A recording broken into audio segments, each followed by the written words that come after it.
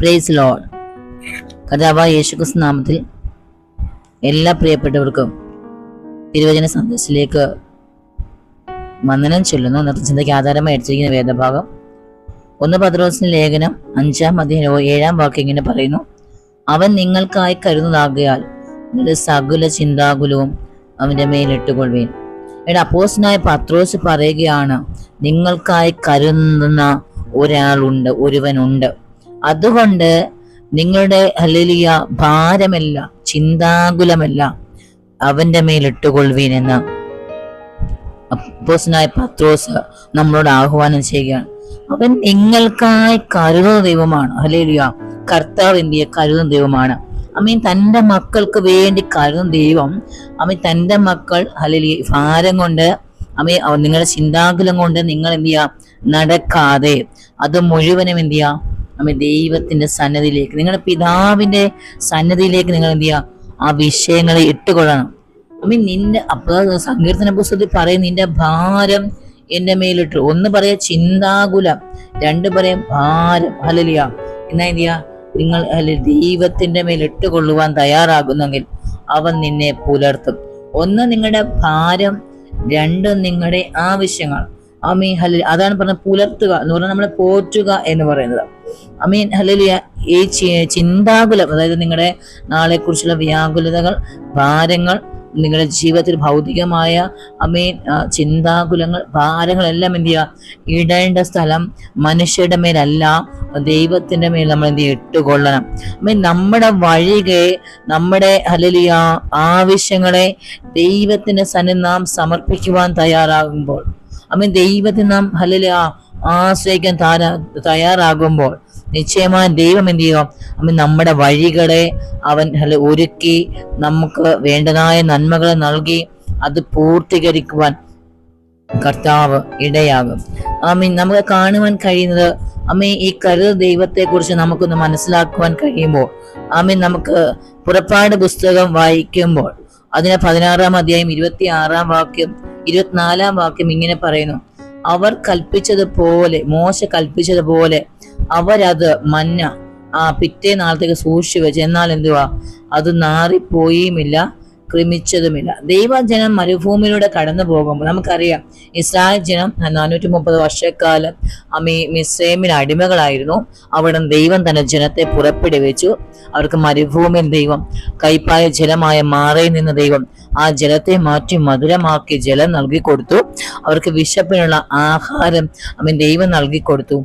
ദൈവം നൽകി കൊടുത്ത ഹല്ലേലൂയ ആകാശത്തിൽ നിന്ന്, സ്വർഗത്തിൽ നിന്ന് കീഴേക്ക് വന്ന ഭക്ഷണമാണ്, സ്വർഗീയ മന്നയാണ്. ദൈവം കൊടുത്ത ആഹാരമാണ് മന്ന. ദൈവജനം മരുഭൂമിയിലൂടെ കടന്നു പോയപ്പോൾ സ്വർഗത്തിൽ നിന്ന് ദൈവം എന്ത് ചെയ്യും, മന്ന അവർക്ക് ഭക്ഷിപ്പിച്ച് നൽകി. അവിടെ പിതാവ്, നമ്മുടെ സ്നേഹവാനായ കർത്താവ് എന്ത് ചെയ്തു, ദൈവം അവരെ പോഷിപ്പിച്ചതായിട്ട് നമ്മൾ തിരുവചനത്തിൽ വായിക്കുന്നുണ്ട്. അത് അവർക്ക് നൽകുമ്പോൾ ദൈവം ചില നിബന്ധനകൾ കൂടി വെച്ചിരുന്നു. ആഴ്ചയിൽ 6 ദിവസം ആകുമ്പോൾ എന്ത് ചെയ്യുക, നിങ്ങൾക്ക് മന്ന പെറുക്കാം, എന്നാൽ 7-ാം ദിവസം നിങ്ങൾ എന്ത് ചെയ്തു, ശേഖരിക്കരുത് എന്ന ഒരു നിയമമായിരുന്നു ഇസ്രായേൽ ജനത ദൈവം കൊടുത്തു. എന്നാൽ 7-ാം ദിവസവും ആഹാരം ഇല്ലാതിരിക്കണമെന്ന് ദൈവം പറഞ്ഞു, വിശന്നിരിക്കാൻ വേണ്ടിയിട്ടല്ല പറഞ്ഞത്. പക്ഷെ എന്ത് ചെയ്യാ, ദൈവം ഒരു നിയമം കുറിച്ചു. തന്റെ മക്കളെ കുറിച്ചൊരു കരുതലുള്ള ദൈവം 7-ാം ദിവസത്തെ ആഹാരത്തിന് മന്ന മറ്റൊരു ദിവസം സ്വീകരിക്കുവാനുള്ള അനുവാദം അവർക്ക് നൽകി. മറ്റു ദിവസങ്ങളിൽ കൂടുതൽ മന്ന ശേഖരിച്ച് കരുതി വെക്കാമെന്ന് കരുതിയവർ കണ്ടത് അവർ കരുതലായി ശേഖരിച്ച എല്ലാം ക്രമിച്ചു നാറിയിരിക്കുന്നു. എന്നാൽ 7-ാം ദിവസത്തെ കൂടി ശേഖരിച്ച എല്ലാം കേടുകൂടാതെ നമ്മുടെ നാളുകളെ, ജീവിതത്തിന്റെ നാളുകളെ കരുതുന്ന ഒരു പിതാവ് നമ്മ സ്വർഗത്തിലുണ്ട്. ഈ വചനത്തിലൂടെ നമുക്ക് നൽകുന്ന സന്ദേശം എന്ന് പറയുന്നത്, നിങ്ങൾക്ക് വേണ്ടി കരുതുന്ന ഒരു ദൈവം സ്വർഗത്തിലുണ്ട്. ഒരു പ്രത്യാശയും ഉറപ്പുമാണ് ഈ തിരുവചനത്തിലൂടെ നമുക്ക് ദൈവം നൽകുന്നത്. ദൈവജനത്തിന് 7-ാം ദിവസത്തിലേക്ക് കരുതിയ ദൈവം ഇന്ന് നമ്മുടെ ജീവിതത്തിൽ കാണുന്ന പോരായ്മകളെ വേണ്ടത് നമ്മുടെ ജീവിതത്തിൽ മറ്റൊരു സമയം ദൈവം കരുതിയിട്ടുണ്ട്. ഇന്ന് നമ്മൾ നേരിടുന്ന ചില നഷ്ടങ്ങൾക്ക് പകരമായി ദൈവം ഒരു നന്മ ഒരുക്കുന്നുണ്ട്. ഇന്ന് നമ്മൾ കടന്നു പോകുന്ന ക്ലേശങ്ങൾക്ക് പകരം ദൈവം ചില വിടുതലുകളെ ഒരുക്കുന്നുണ്ട്. കർത്താവ് നിങ്ങൾക്ക് വേണ്ടി ഒരുക്കുന്നുണ്ട്. ഒരു കാര്യം നമുക്ക് ഉറപ്പാണ്, 7-ാം ദിവസം തന്റെ ജനത്തിന് വേണ്ടി മന്ന വർഷിപ്പിക്കാതിരുന്നിട്ടും ദൈവജനം പട്ടിണി കിടക്കുവാൻ സ്വർഗം അനുവദിക്കാതിരുന്നത് പോലെ നമ്മുടെ ജീവിതത്തിലെ നാളുകളെ നമുക്ക് മുട്ടില്ല നടത്തുവാൻ യേശു കർത്താവ് നമ്മെ വിശ്വസ്തനാണ്. അതുകൊണ്ട് ഹല്ലേലൂയ, നിങ്ങൾ ദൈവത്തിൽ ആഴമായി വിശ്വസിക്കുക. നിങ്ങൾക്ക് വേണ്ടി കരുതുന്ന ദൈവം സ്വർഗത്തിലുണ്ട്. ഹല്ലേലൂയ, നിശ്ചയമായും ആ ദൈവം നിങ്ങൾക്ക് വേണ്ടി കരുതും. അതുകൊണ്ടാണ് അപ്പോസ്തലനായ പൗലോസ് പറയുന്നത്, നിങ്ങൾ നിങ്ങൾ ഒന്നിനെ കുറിച്ചും വിചാരപ്പെടരുത്, എല്ലാം പ്രാർത്ഥനയിലും അപേക്ഷയാലും ദൈവത്തിന്റെ സന്നിധിയിൽ അറിയിക്കത്രേ വേണ്ട എന്ന്. അപ്പം നമ്മൾ ഭാരപ്പെട്ടതുകൊണ്ടോ, നമ്മൾ നിരാശപ്പെട്ടതുകൊണ്ടോ, വേദനപ്പെട്ടതുകൊണ്ടോ, വ്യാകുലപ്പെട്ടതുകൊണ്ടോ, നിലവിളിച്ചതുകൊണ്ടോ, കരഞ്ഞത് കൊണ്ടോ എന്തല്ല നിലവിളിക്കുകയോ ചെയ്യാതെ ദൈവത്തിന്റെ സന്നിധി നിങ്ങളുടെ ഭാരങ്ങളെല്ലാം നിങ്ങൾ ഇറക്കി വെക്കുവാൻ തയ്യാറാകുന്നെങ്കിൽ ശിഷ്യന്മാരുടെ കർത്താവ് പറയുന്ന ഒരു കാര്യമുണ്ട്. യേശു തന്റെ ശിഷ്യന്മാരോട് പറഞ്ഞത്, ആകയാൽ എന്ത് തിന്നും എന്ത് ഉടുക്കുമെന്ന് ജീവനായിക്കൊണ്ട് ശരീരത്തിനായിക്കൊണ്ട് നിങ്ങൾ വിചാരപ്പെടരുത്. നമ്മുടെ കർത്താവ് പറയുന്നത് വിചാരപ്പെടരുന്ന ഒന്നിനെ കുറിച്ചും വിചാരപ്പെടുക. സങ്കീർത്തനക്കാരൻ പറയുകയാണ്, നിന്റെ ഭാരം എന്റെ മേലിടണം. നിങ്ങളുടെ എല്ലാ ഭാരത്തിനുമുള്ള, നിങ്ങളുടെ ആവശ്യങ്ങൾക്കുള്ള എല്ലാം ദൈവത്തിന്റെ സന്നിധിയിലുണ്ട്. ഹല്ലേലൂയ. അപ്പോസ്തലൻ പൗലോസ് നിങ്ങളുടെ ആവശ്യങ്ങൾ സ്വതത്തോടെ ദൈവത്തോട് അറിയിക്കുക അത്രേ വേണ്ട. പിതാവേ, എനിക്കൊരു ആവശ്യമുണ്ട്, എനിക്ക് ഇന്ന കാര്യങ്ങൾ വേണമെന്ന് നമ്മുടെ കർത്താവിനോട് നമ്മൾ പറഞ്ഞ ദൈവം അത് ചെയ്തു തരും. ഹല്ലേലൂയ. അതുകൊണ്ടാണ്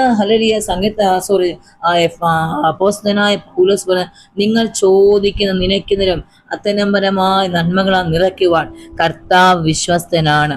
ഹല്ലേലൂയ. നിങ്ങൾ ചോദിക്കുന്നതിലും നിനയ്ക്കുന്നതിലും അത്യന്തം പരമായി കർത്താവിന് തരുവാൻ നമ്മുടെ ഹല്ലേലൂയ നമുക്ക് കുറച്ചു തരുന്നല്ല കർത്താവ് ആഗ്രഹിക്കുന്നത്, നമുക്ക് അത്യന്തം പരമായി തന്റെ ബലത്തിനൊത്തവണ്ണം, തന്റെ മഹത്വത്തിനൊത്തവണ്ണം തരുവാനാണ് കർത്താവ് ആഗ്രഹിക്കുന്നത്. അതുകൊണ്ടാണ് ഹല്ലേലൂയ കർത്താവ് പറയുന്നത്, നിങ്ങളുടെ ഹല്ലേലൂയ ഭാരം എന്റെ മേലിട്ടുകൊള്ളുവീ, ഞാൻ നിങ്ങൾക്ക് ചുമക്കുവാൻ, ഞാൻ നിങ്ങളുടെ ഭാരങ്ങളെ ചുമക്കുവാൻ ഞാൻ തയ്യാറാണ്. നിങ്ങൾ ഇടുവാൻ തയ്യാറാണെങ്കിൽ ഹല്ലേലൂയ ഞാനത് വഹിക്കുവാൻ, നിങ്ങൾ ചോദിക്കും തരുവാൻ ഞാൻ തയ്യാറാണ്. ദൈവത്തിന് മാത്രമേ സകലം നമ്മൾക്ക് നൽകി തരുവാൻ, അത് പൂർണ്ണതയോടെ നൽകി തരുവാൻ കഴിയുകയുള്ളൂ. നിങ്ങളുടെ വിഷയങ്ങൾ എന്ത് തന്നെയാണെങ്കിലും ദൈവത്തിന്റെ സന്നിധി നിങ്ങൾ കൊടുക്കുവാൻ തയ്യാറാകുന്നെങ്കിൽ ദൈവത്തിന്റെ വിടുതലുകളെ നിങ്ങൾ കാണും. അതുകൊണ്ടാണ് അപ്പോസ്തലനായ പൗലോസ് ഫിലിപ്പിയർലേഖനം 4:19 പറയുന്നത്, എന്റെ ദൈവമോ നിങ്ങളുടെ ബുദ്ധിമുട്ടൊക്കെയും മഹത്വത്തോടെ തന്നെ ധനത്തിനൊത്ത് വേണം ക്രിസ്തുവേശി പൂർണ്ണമായും തീർത്തു തരുമെന്നാ പറയുന്നത്. അതിന് ഒരു തീർപ്പുണ്ട്. നിങ്ങളുടെ ജീവിതത്തിലെ വിഷയങ്ങൾക്ക് നടുവിൽ ദൈവം തീർപ്പ് കൽപ്പിക്കും. നിങ്ങളുടെ ഭാരങ്ങൾക്ക് ദൈവം തീർപ്പ് കൽപ്പിക്കും. നിങ്ങളുടെ വേദനകൾക്ക് ദൈവം തീർപ്പ് കൽപ്പിക്കും. തലമുറ വിഷയമാണോ, നിങ്ങൾ ഏത് വിഷയത്തിലാണ് നിങ്ങൾ ഭാരപ്പെടുന്നത്, ആ ചിന്താകുലങ്ങൾ ദൈവത്തിന്റെ മുമ്പാകെ ഒന്ന് ഇട്ടുകൊടുക്കുവാൻ നിങ്ങൾ തയ്യാറാകുന്നെങ്കിൽ നിശ്ചയമായി നിങ്ങളുടെ പ്രശ്നങ്ങളെ ദൈവം അത് പൂർണ്ണമായും തീർത്തു തരും. ആയതിനാൽ ഈ വചനങ്ങളാ ദൈവം നമ്മെ സഹായിക്കട്ടെ. ആമേൻ.